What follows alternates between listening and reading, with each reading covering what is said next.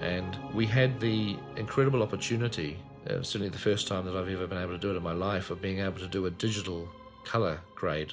Well, digital grading is basically taking, once you've filmed a negative and you have a negative image, you then scan it on a machine, on a scanning machine, into a digital format, which means you can now put it on a monitor and you can manipulate the image with a huge variety of tools.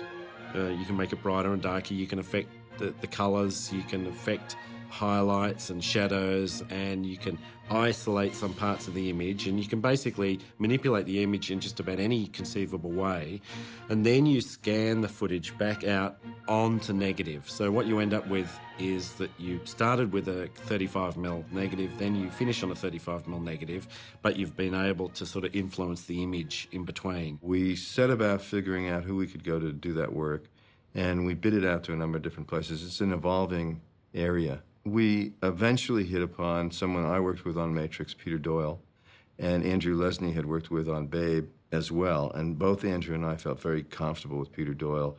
And I knew Peter Doyle throughout Matrix always said to me, we should digitally grade this whole movie. The push for digital grading was twofold. One is straight up pragmatism. It's multiple cameras across many months of shooting with quite unpredictable weather. And so you would have a situation where it is a dialogue scene and you would be intercutting between 3 or 4 cameras spread across a period of like 6 months. So digital was a tool that could basically just bring consistency to that, and to help take a little bit of the pressure off being able to shoot without a filter and get another half hour of daylight at the end, knowing that digital can just kind of pull it back in, knowing that it's a handheld shot and the focus just didn't quite get there. The actor just moved the mark slightly different, and it's a fast shoot, and that's the performance that has to be used to just know that we can get in there and just sharpen just that little bit, just all sorts of like little just technical things that just enhance and just help, you know, the process. We ultimately did about, 70% of the fellowship went through a computer. Not just talking about the special effects shots, I'm talking about just shots of actors, drama shots, actually got scanned and put into a computer and manipulated slightly. The elven characters benefited enormously, that when we had shots of, for instance, of Galadriel, we were able to make her skin this pearlescent kind of gleam, as if she had some radiance sort of coming from within her. The idea was to obviously get the look of the film to have this kind of storybook look to it. And this is one of the things that Peter Jackson would always kind of impress upon the post-grader, was that he would literally sit there with watercolors and say, this is what I want it to look like. It was one of Alan Lee's watercolors. So, for instance, in the scenes in Mordor and the prologue, we wanted to make them feel like they were antique, that they were antiquated. Not sepia-toned or that silent movie kind of look, but something that felt ancient. So we were able to treat the colours in a different way. And then in Hobbiton, we wanted to feel warmth and green. We wanted Hobbiton to feel like, the perfect picture postcard. So we got the classic reveal of Hobbiton. We didn't set out to do that much to the shot. Even though it's Hobbiton, you would expect that you would actually want to add green. But what we've found to give a really warm kind of feel to it is we in fact take green out. A little bit of magenta tends to permeate in, which then sends some of the greys slightly magenta, as you can just see coming in there. And then what we do is take those magentas and then sort of swing it into a gold world. And as you can see, it starts to put more of a spread into the grass. You can just see the different sort of layers happening there, and gives that kind of the warm feel that is sort of Hobbiton.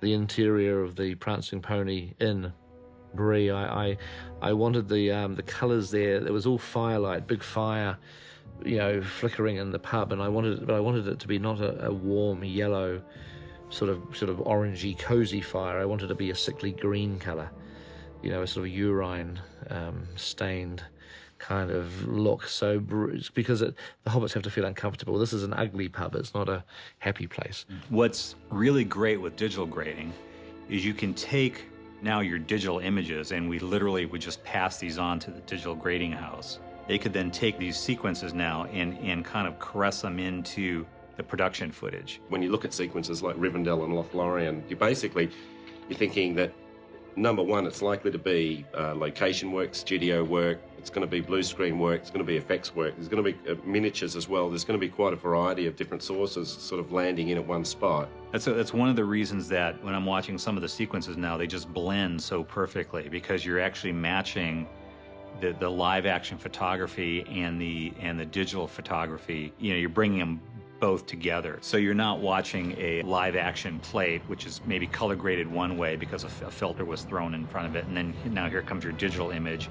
And so even though they're the same color, they might kind of pop out a bit from each other in the old lab process. The look for Moria is very distinctive because it is very monochromatic. What we did is we basically made a decision that because we were entering a civilization that was dead, we would literally visually interpret that as saying that we are sucking the life out of the colour palette of the film. Once the entire sequences came together, we would extract colour out of the whole thing, which we did digitally. So when they first go into the mines, we still have the full colour palette, but what we did is we desaturated the colour very heavily so that a lot of the art direction, which is already fairly monochromatic, would virtually go completely black and white. And in many images, the only thing that was left was either we just had a very subtle green cast in some of the shadows, and that the flesh tones were very weak, but they were still there, and the flaming torch. Each step tends to then trigger some decisions and choices for the next step. So we have two characters, Legolas and Aragorn, but in fact it's sort of Legolas is delivering a line. You could say that it's a slightly busy shot and you've got a kind of reasonably flat background and two characters. So what we would probably in fact do is it would be great to just have a very soft little subtle spotlight just on Legolas so that your attention is really there and not necessarily on Aragorn. What we can do is what we call track.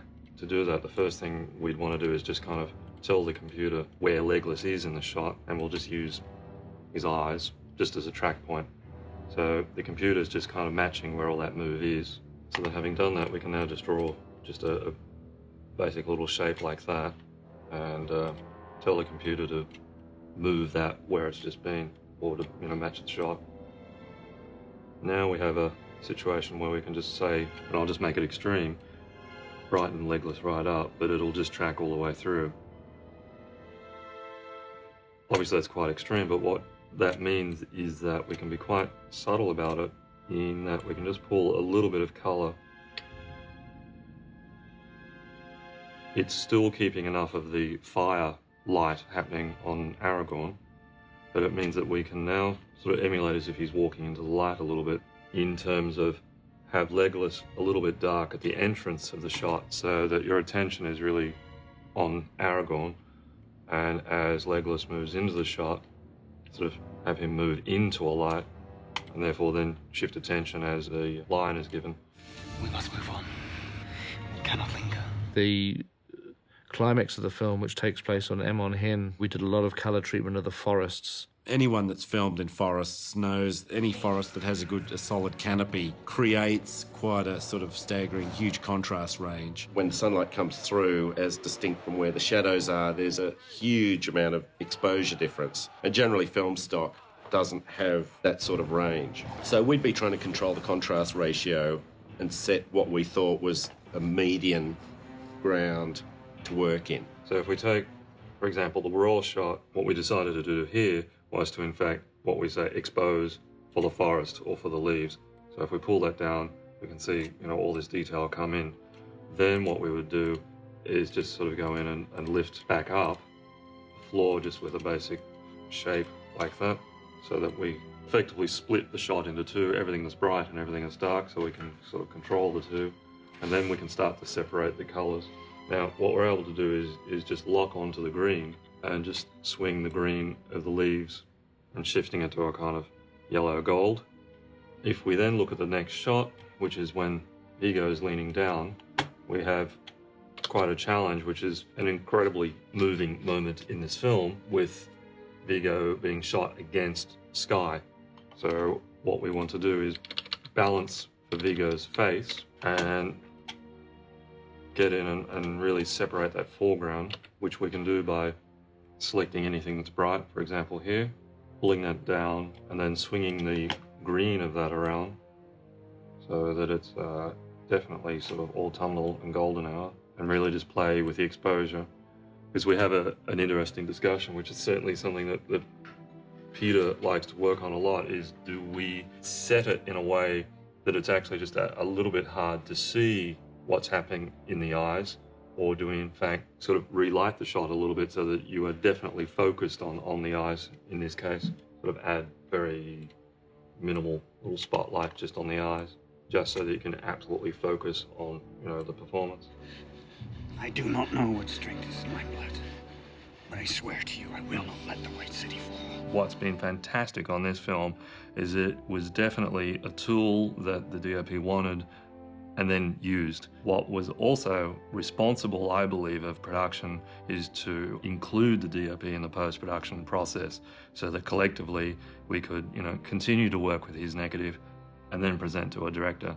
And I think that's definitely the best way of achieving a creative vision. You know, I really like playing around with the colours because they do affect you subconsciously. You know, most people won't notice, but they help, just as the performance of the actors or the music helps. You know, it helps create a sort of an emotional mood to what you're seeing.